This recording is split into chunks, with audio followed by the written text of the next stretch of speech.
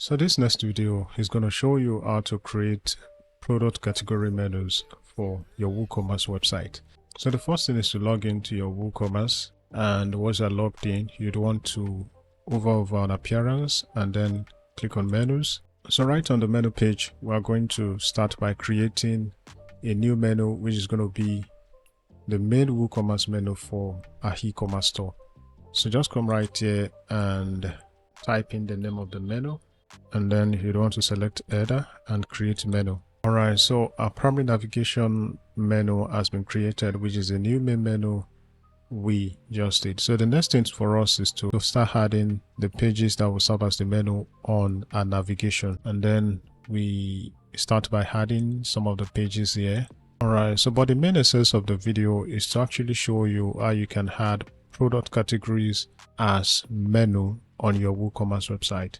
And if you look at the options here, you see that there is no product categories on the list of options that is here. So what you want to do is to go to the top right corner of the screen and click on screen options, and from the options here you'd want to have product categories ticked, and once that's ticked, come back to the options tab again and you should see product categories right here. So just click on the drop down and then click on view all, and you should see the list of all the product categories that you've added to your WooCommerce website. So you want to go ahead and tick all the categories you'd like to add to the navigation menu, and we click on add menu. Alright, so what else we can do is to add all these as sub menu, and to do that we come to custom links, and then you can, let's just say collections, add menu. So collections is going to be a anchor link, and then we just drag that up there, and then we can make these ones submenu under collections. Alright, so we've successfully added a home page, our about us page, and then the collections anchor menu, which is consisting of our product categories as the submenu.